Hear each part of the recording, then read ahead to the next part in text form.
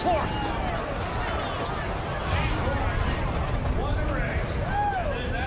Steve Torrance wins the race, but more importantly, we got to make sure he's okay inside of the cockpit. Well, let's look for some movement. We see some movement from the helmet, and this is good news that Steve is getting out of the car.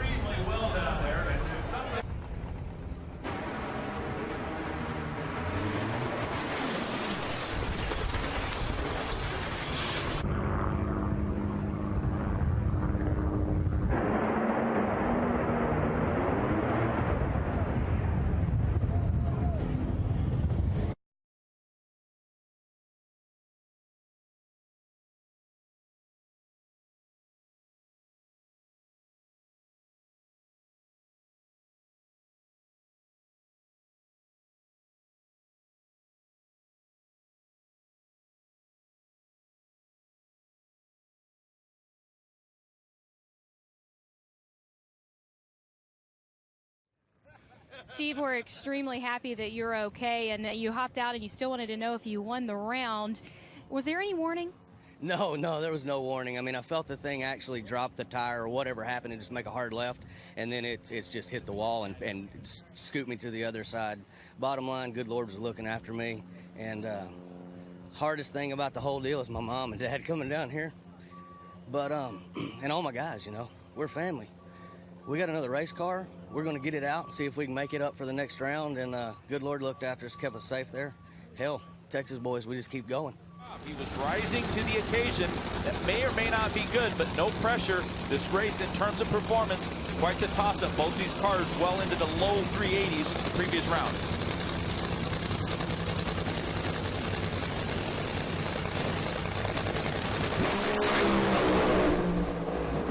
Courtney runs out of steam in the champ. Hammers on with a busted race car.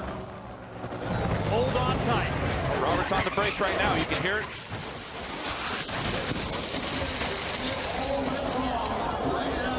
Carrying a lot of momentum into that sand trap. So a scary moment for Robert Height. Has problems crossing the finish line. Good news is he climbs out despite a car that slid all the way through the sand trap, went up against the catch net. The question now becomes, will that man, that team, the champions, be able to make it back for the funny car final?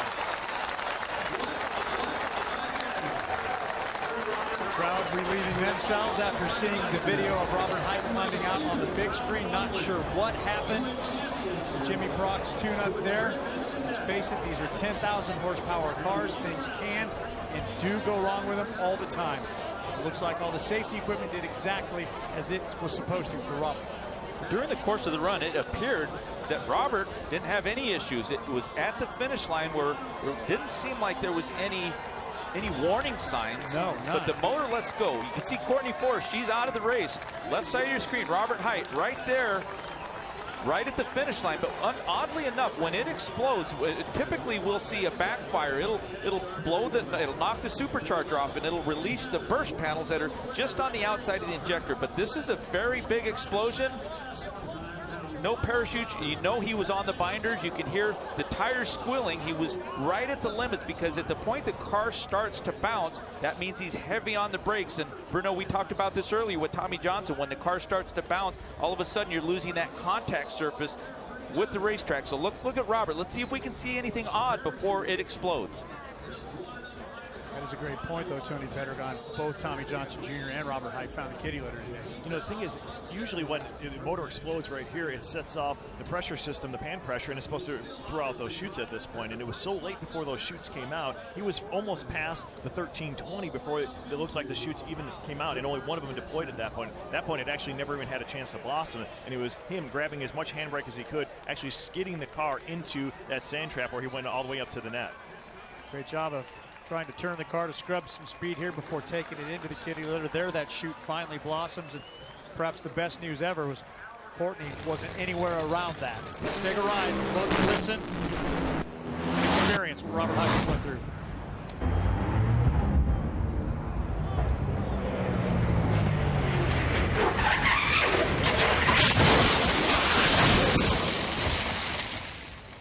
But as we said, good news is Robert able to climb out. Robert is now with Amanda.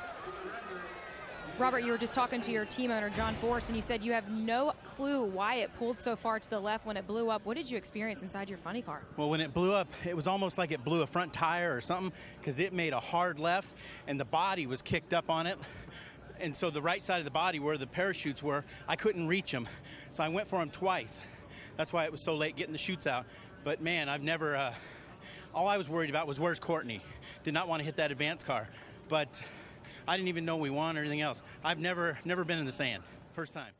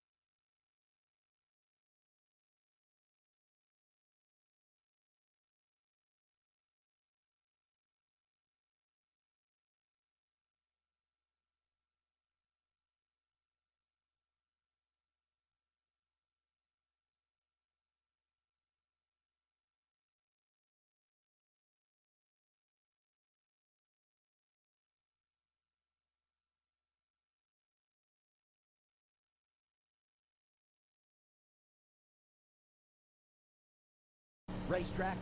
Sydney's in, waiting for Castellano. A couple of Corvettes here. They are in and set. Castellano, whoa, hang on there with them Corvettes. Woo, boy. Oh, Sydney got some oh, hang on there, Sydney Frigo. Into the wall, top end, over and over, and a wild one there. Is Sydney moving around? And you saw that car as he tried to stay with it, lifted, got back in it, and that baby made a left turn into the wall. And the NHRA safety safari on it right away as they are making their move towards it. The safety safari was moving before that came to a stop. So a wild one there for Sydney, unfortunately, is that baby just all of a sudden, Joe Costello, of course, he went 584, 9, 236. Mike Castellano at 592.4. But a wild run there as Sydney, unfortunately, Joe saw that baby get down there and it was moving around. He lifted and got back in it. And then that thing all of a sudden made a left turn and just went nose first into the wall. So here we go. Head start Monty. Don doing the chasing. Here comes Don. Whoa, Monty's car makes a move there. Nice save. Whoa, Monty Green over. Don Krinsky also into the wall at the top end there, as I believe he got into the parachute of Monty Green's car there. Don Krinsky will take the win, but nobody cares right now, because you saw Monty's car get loose there and make a move, and I thought he saved it. But then it came over into Don Krinsky's lane, and Don appeared to get into the wall at the top end there, trying to avoid Monty, and just a wild one there. But the safety safari on the move at the top end there to check out the condition of both drivers. So an unfortunate incident there between Don Krinsky and Monty Green. And I'm not going to give you any information until I receive it from the top end, because I don't want to give you any false information. So again, just an unfortunate incident there at the top end between Monty Green and Don Krinsky. The numbers right now mean absolutely nothing to these crew members and the drivers. Safety Safari does an outstanding job, but you saw as you're watching go down the VIR quarter mile there. Monty's car made a move and he wisely lifted off the throttle, but then it kind of snapped back and the rear end came over. Whoa! Larry crashes hard right at the finish line. Both cars were kind of hunting towards the center. You can see that Doug's car was moving over there, and Larry's car crashed hard, comes to a stop down in the shutdown area. Safety Safari already rolling on the scene. We'll wait until we get word from the top end. Just an incredible incident here at Gainesville in the third qualifying session at Auto Plus Raceway. We're talking about a car that was going close to 300 miles an hour down there, and impossible to tell from this angle exactly what went wrong, but the car got airborne, flying down the racetrack, and has come to a stop up against the concrete wall down there. And we will wait until we hear from the professionals on scene. First pair, Pro Stock motorcycle qualifying Saturday afternoon at the U.S. Nationals. Joe left early, but he'll still get a time as long as those amber lights flash. Wow, Joe gets way over by. Oh, Joe DeSantis goes down top end. He got out of the groove way over next to the wall. Crossed the finish line at 154 miles an hour, and then he went down. Safety Safari rolling at the top end. Joe's been doing this for so many years. Had so much success. Actually raced door slammers way back in the day. He has made a lot of trips down the quarter mile on a Pro Stock motorcycle. He's a guy that definitely knows when you got to close the throttle, but something happened down there at the other end. I saw the bike moving over towards the wall. He was leaning it back, leaning it back.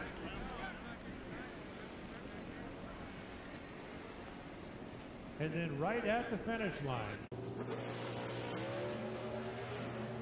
Kramer's car pushes over out of the groove. He's trying to hang with it. He made the right choice. Whoa! Derek pedaled it, tried to get back after it, gets it sideways over into the wall and up on its roof in the shutdown area. Derek Kramer's car shook, rattled the tires, moved over out of the groove. He was fighting with it. It looked like he took his foot off the throttle, and just when I was about to say that was the wise choice, he tried to get back after it. You know they've got enough power in that Hemi to run down there in that 680 zone, and I think Derek just so desperately wanted to qualify. Got back on the gas with the car out of the groove. saw it come sideways across the track, upside down, into the left guard wall. It tumbled through the shutdown area. The safety safari guys, medical personnel right there on the scene. Scary moment at the top end of the racetrack, and we have already gotten word from the top end of the racetrack. Derek Kramer is out of the car, talking with the safety personnel. There you can see up on the big screen, leaning up against the wall, the safety safari right in the woods out there. We're talking 100 here, 100 there, being the difference. Oh, Allen's car goes left when he let the clutch out. Oh, and V Gaines, top end, gets in trouble. Allen's car, as soon as he let the clutch out, made a hard move towards the left, got over, clipped the block on the center line, and then further down track, V Gaines got sideways and went over. The safety safari on their way down there. Oh, a scary moment here at Z-Max Dragway.